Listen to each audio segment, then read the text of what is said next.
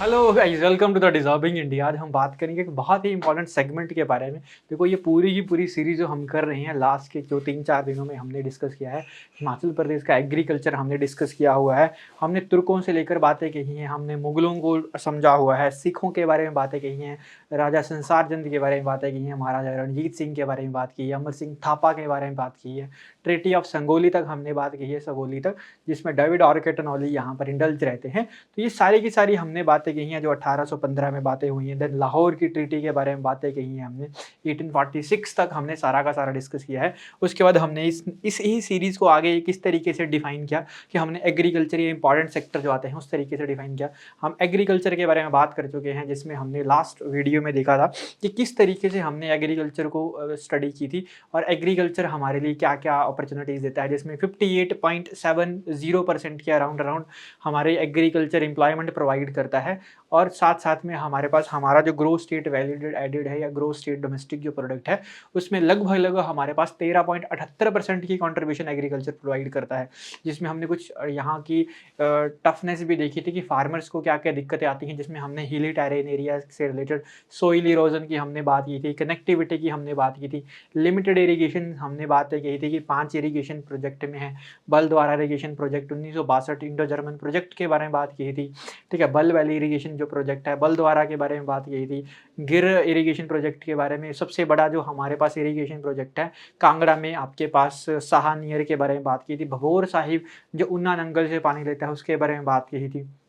ठीक है, उसके बाद हमने यहाँ पे कुछ एग्रीकल्चर स्कीम्स के बारे में देखा था, जिसमें हमने एक सबसे बड़ी स्कीम जो इस बार के इकोनॉमिक सर्वे में जो रही थी, उसमें कहा था कि मुख्यमंत्री किसान एवं खेतीहार मजदूर जीवन बीमा योजना या जीवन योजना, जिसमें कहा था कि एम्पुटेशन के लिए आपके पास क्या दिया जाएगा, 10 से 40 हज़ार रुपये की क्या मिलेगी, सब्सिडी मिलेगी। अगर परमानेंट डिसेबिलिटी होती है तो उसको 1 लाख रुपये तक का बीमा करवाया जाएगा। और अगर किसी फार्मर की अगर डेथ होती है तो उसमें 3 लाख रुपए तक बीमा यहाँ पर बातें हुई हैं।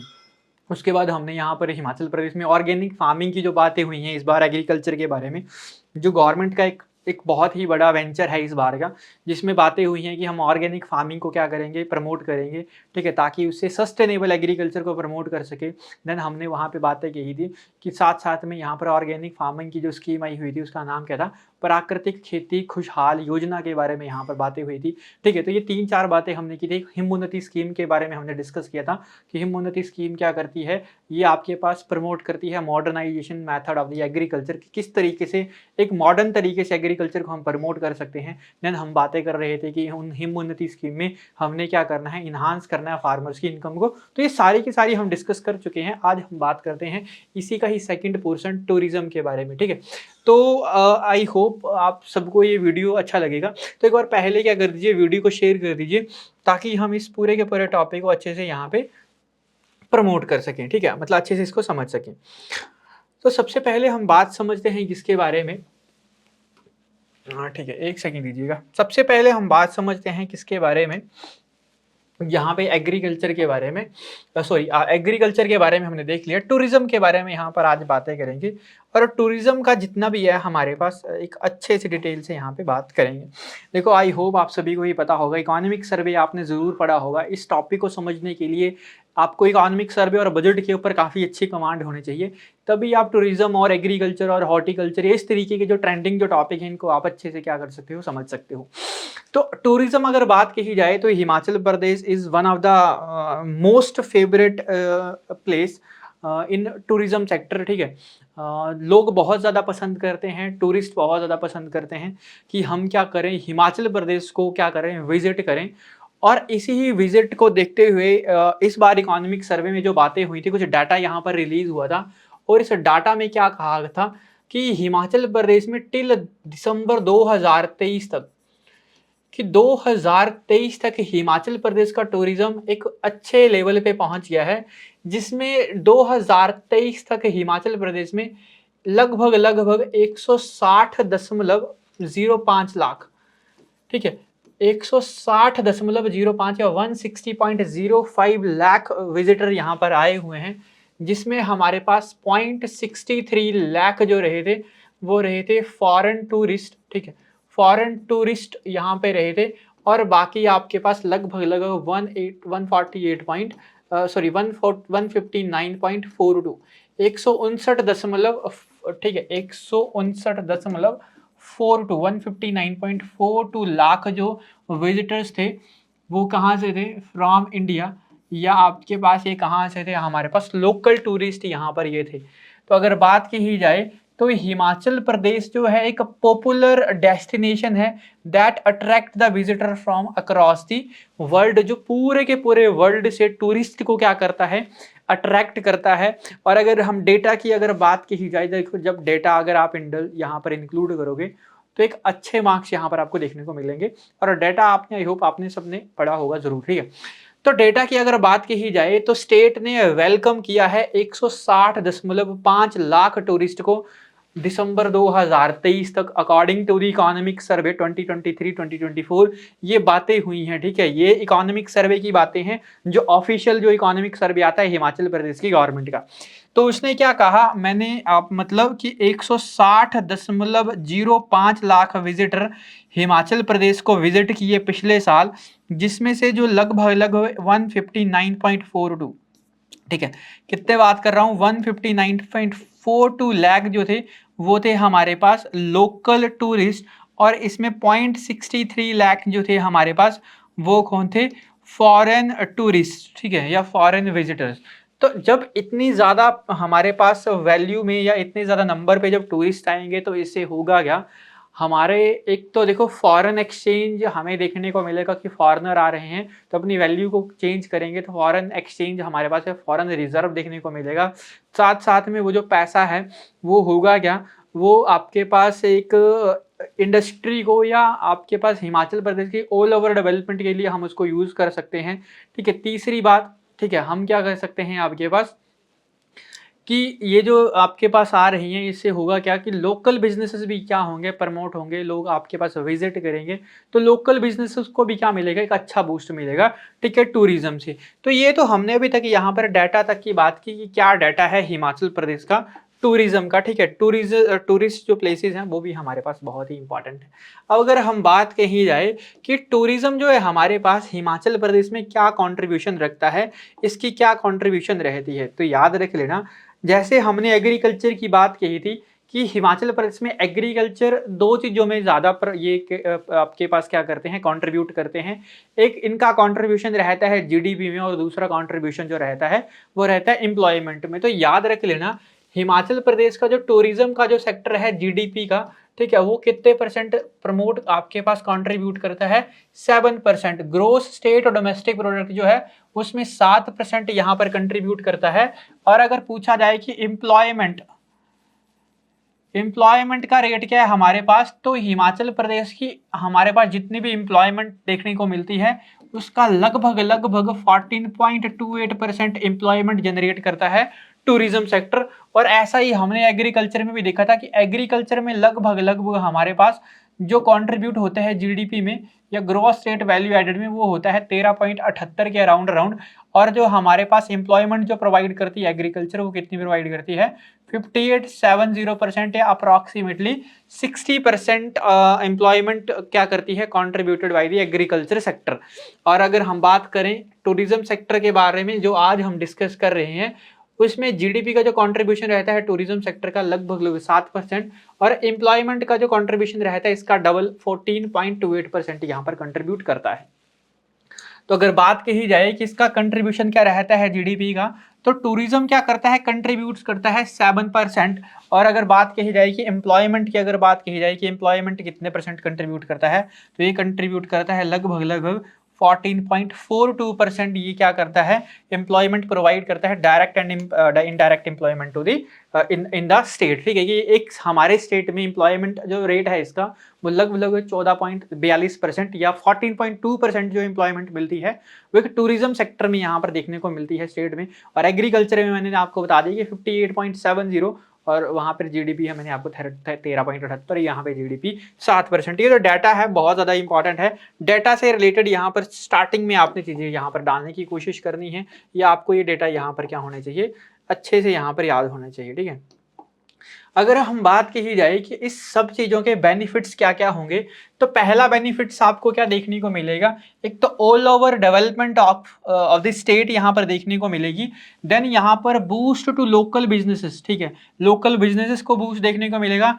इंफ्रास्ट्रक्चर की डेवलपमेंट यहाँ पर देखने को मिलेगी, एयरपोर्ट्स जो हैं, होटल्स, रोड्स, ये सारी की सारी इंप्रूवमेंट यहाँ पर इनकी पूरी की पूरी या एक ऑल ओवर डेवलपमेंट यहाँ पर हिमाचल प्रदेश की देखने को मिलेगी। अगर बात की जाए कि ये तो हमारे पास क्या थे, कुछ प्रॉफिट थे या कुछ मेरिट्स थे जो हमने बात कही कि टूरिज्म से हमें ये चीज़ें देखने को मिलती हैं। बट इस टूरिज्म को इस सेक्टर को कौन संभालता है, जहाँ पर वो एग्रीकल्चर मिनिस्ट्री है, तो क्या टूरिज्म की कोई मिनिस्ट्री है क्या? टूरिज्म की कोई मिनिस्ट्री नहीं है। देखो ये हमारे पास किसके अंडर आता है टूरिज्म, ये आता है हिमाचल प्रदेश का टूरिज्म डेवलपमेंट कॉर्पोरेशन। मतलब ये हमारे पास किसको संभालता है, ये संभालता है टूरिज्म को, टूरिज्म डेवलपमेंट कॉर्पोरेशन, या इसको हम बोल सकते हैं Himachal Pradesh tourism development corporation, HPTDC, ठीक है। हिमाचल प्रदेश टूरिज्म डेवलपमेंट कॉर्पोरेशन क्या करता है, इसको संभालता है। जो 1972 में, याद रख लेना, जब पूरा का पूरा हिमाचल बन गया था, ऊना हमीरपुर और सोलन भी यहाँ पर जोड़ दिए गए थे हिमाचल प्रदेश में 72 में। 71 में तो 25 जनवरी 1971 में स्टेट का दर्जा मिलता है, ठीक है। तो 1972 में 72 में याद रख लेना आपके पास कि क्या होता है कि Himachal Pradesh tourism development corporation की क्या होती है, यहाँ पर इस्टेब्लिशमेंट यहाँ पे रखी जाती है या इस्टेब्लिश इसको किया जाता है। तो हिमाचल प्रदेश टूरिज्म डेवलपमेंट कॉर्पोरेशन क्या करता है, हैंडल ऑल द टूरिस्ट, ठीक है, ऑल द टूरिस्ट डिपार्टमेंट, ठीक है, पूरे के पूरे टूरिस्ट डिपार्टमेंट को यही संभालता है। और दैट वाज इस्टेब्लिश्ड इन 1972, ठीक है, एंड इट इज या इट वाज इस्टेब्लिश्ड इन 1972, इसको इस्टेब्लिश किया गया था 1972 में। और एक इंपॉर्टेंट रोल ये निभाता है कहाँ पर, इन डेवलपमेंट एंड आपके पास टूरिज्म सेक्टर में। देखो अगर बात की जाए कि स्टेट में इसके लगभग आपके पास 56 होटल है, मतलब सरकारी होटल, 56 सरकारी होटल हैं, जिसमें 1009 रूम और 2485 बेड्स वगैरह भी हैं, ठीक है। तो ये इतना नहीं है, बस यही याद रख लेना कि Himachal Pradesh tourism development corporation, जैसे मैंने आपको एग्रीकल्चर के बारे में बताया था कि हिमाचल प्रदेश में जो एग्रीकल्चर बैकबोन है और उसको जो एक सपोर्ट करता है वो करता है चौधरी श्रवण कुमार हिमाचल प्रदेश कृषि विश्वविद्यालय, जो 1966 में कॉलेज बनता है और आपके पास 78 में जाकर यूनिवर्सिटी डिज़ाइन होती है, ठीक है। और जो है कहाँ पर, पालमपुर डिस्ट्रिक्ट कांगड़ा में। और हेत राम कालिया फर्स्ट वहाँ के वाइस चांसलर थे, और अभी आपके पास डॉक्टर नवीन कुमार, आपने जरूर यहाँ पर नाम सुना होगा। तो इस पूरे के पूरे टूरिज्म को संभालता कौन है, हिमाचल प्रदेश का क्या टूरिज्म डेवलपमेंट कॉर्पोरेशन यहाँ पर इसको संभालती है, जो 1972 में 1972 में क्या हुआ था, इसको इस्टेब्लिश किया गया था by the government of the Himachal Pradesh, ठीक है। चलो अब हम बात करते हैं किसके बारे में कि हम क्या कर सकते हैं। वहाँ पर हमने कुछ लैगिंग देखी थी कि सरकार को किस तरीके से लैगिंग होती है एग्रीकल्चर सेक्टर में, बट यहाँ पर तो लैगिंग है नहीं, यहाँ पे तो सारे के सारे बेनिफिट्स हैं। तो अगर हम देखें कि अगर हम क्या कर सकते हैं, इस ही टूरिज्म सेक्टर को अगर हमने और प्रमोट करना है या सस्टेन करना है, तो किस तरीके से हम क्या कर सकते हैं, इसको सस्टेन कर सकते हैं। तो how tourism can be made more sustainable in the Himachal Pradesh, किस तरीके से क्या किया जा सकता है, इसको सस्टेनेबल बनाया जा सकता है कहाँ पर, हिमाचल प्रदेश में। तो पहले क्या कर सकते हैं, गवर्नमेंट स्कीम्स जो आती हैं वो इसको क्या कर सकती हैं, प्रमोट कर सकती हैं। तो सबसे पहली स्कीम एक सेंट्रल गवर्नमेंट की स्कीम है, ठीक है, स्टेट की स्कीम नहीं बात कर रहा हूं मैं, सेंट्रल गवर्नमेंट की स्कीम है। जो सेंट्रल गवर्नमेंट की एक स्कीम चलती थी स्वदेश दर्शन स्कीम करिए, उसी का ही 2.0 वर्जन यहाँ पर कंट्रीब्यूट करता है, जो इकोनॉमिक सर्वे में बातें हुई थी इसी स्कीम के बारे में। तो याद रख लेना, Swadesh Darshan scheme 2.0 funded by the ये आपके पास लॉन्च्ड बाय द सेंट्रल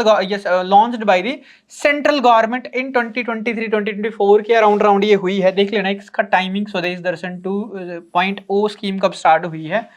तो सेंट्रल गवर्नमेंट ने क्या की, वो है स्वदेश दर्शन मतलब स्वदेश दर्शन स्कीम लॉन्च की थी, और इसका दूसरा वर्जन जिसको हम कह रहे हैं स्वदेश दर्शन 2.0 scheme launched with the goal of developing the tourism या सस्टेनेबल टूरिज्म, ठीक है, अक्रॉस द कंट्री, कि किस तरीके से हम पूरे के पूरे कंट्री में क्या कर सकते हैं, एक सस्टेनेबल हमारे पास टूरिज्म को यहाँ पर प्रमोट कर सकते हैं।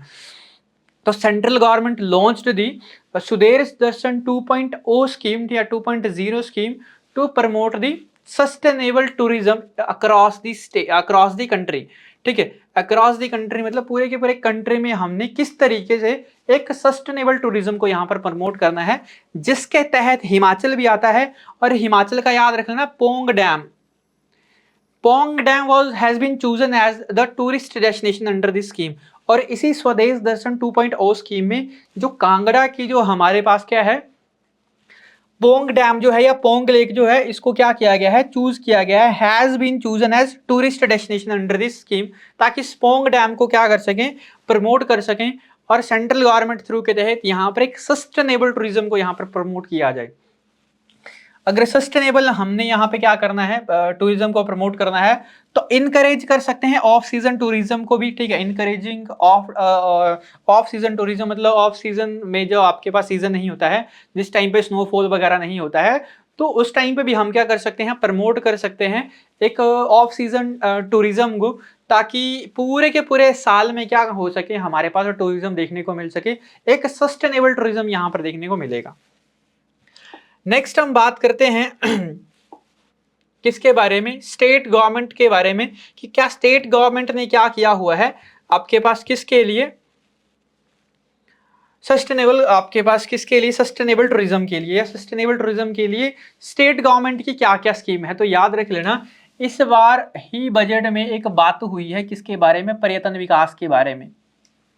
अब पर्यटन विकास है क्या, प्रयास मतलब डेवलपमेंट, और पर्यटन मतलब क्या कर रहे हैं, वो आपके पास पर्यटन कर रहे हैं, मतलब आपके पास प्रैक्टिस कर रहे हैं एक टाइप की, कि क्या प्रैक्टिस कर रहे हैं, क्या पर्यटन विकास है, क्या पर्यटन है स्टेट गवर्नमेंट के।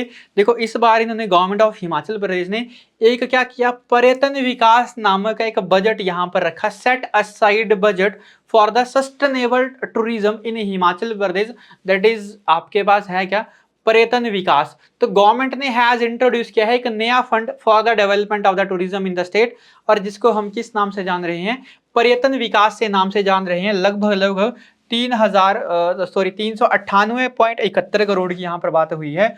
और दूसरी बात, सस्टेनेबल टूरिज्म के लिए हिमाचल प्रदेश का जो स्टेट है वो क्या कर रहा है, देखो इन्होंने कुछ स्कीम्स या कुछ ऐसे यहाँ पर क्या लिए हुए हैं, स्टेप लिए हुए हैं, जिससे सस्टेनेबल टूरिज्म को यहाँ पर प्रमोट किया जा रहा है। जैसे कांगड़ा को, डिस्ट्रिक्ट कांगड़ा को इन्होंने क्या किया है आपके पास, ठीक है, जो हमारे पास स्टेट की जो टूरिज्म कैपिटल क्या किया हुआ है, घोषित किया हुआ है, ताकि क्या हो सके, हमारे पास एक सस्टेनेबल टूरिज्म यहाँ पर हिमाचल प्रदेश में बना रहे। ठीक है, मतलब टूरिज्म को यहाँ पर प्रमोट कर सके। टूरिज्म के बहुत ज़्यादा फायदे हैं। ठीक है, रोड इंफ्रास्ट्रक्चर में है, लोकल इंडस्ट्री को यहाँ पर प्रमोट कर सकते हैं, तो बहुत ज़्यादा चीज़ें यहाँ पर देखने को मिलेंगी। स्कीम ला सकते हैं, जिसमें स्कीम मैंने आपको एक सेंट्रल फंडेड स्कीम बताई। ठीक है, जो सेंट्रल फंडेड जो स्कीम थी मैंने आपको बताया, स्वदेश दर्शन 2.0 स्कीम, जिसमें हमारे पास पोंग डैम को इंक्लूड किया गया है। दूसरा मैंने आपको बताया कि सस्टेनेबल टूरिज्म के लिए हम क्या कर रहे हैं, आपके पास स्टेट गवर्नमेंट भी कुछ स्कीम्स ला रही हैं, जिस स्कीम्स का नाम मैंने आपको क्या बताया, एक बजट यहाँ पर रखा है, और जिस बजट का नाम है क्या, पर्यटन विकास, जिसमें लगभग 400 करोड़ यहाँ पर अलग से ही रख दिए हुए हैं। ठीक है, Himachal Pradesh government set aside 400 crore fund for the sustainable tourism, की एक सस्टेनेबल टूरिज्म यहाँ पर क्या कर सके, प्रमोट कर सकें। ठीक है, देन मैंने आपको यहाँ पर बताया कि ऑफ सीजन टूरिज्म को भी यहाँ पर प्रमोट कर सकते हैं सस्टेनेबल टूरिज्म के लिए, ताकि एक टूरिज्म यहाँ पर क्या हो सके, बढ़ सके। ठीक है, और विदाउट किसी क्या करने के लिए नेचुरल चीज़ों को यूज़ किए हुए। ठीक है, या आपके पास जो हम बाकी चीज़ें यहाँ पर इम्प्लीमेंट कर रहे हैं। तो आज का सेशन रखते हैं इतना ही, बहुत ही अच्छा सेशन था। ठीक है, बहुत अच्छी इन्फॉर्मेटिव वीडियो थी, आई होप आपको भी इन्फॉर्मेटिव लगी होगी। तो मिलते हैं इसी तरीके के एक और वीडियो के साथ, तब तक के लिए थैंक यू।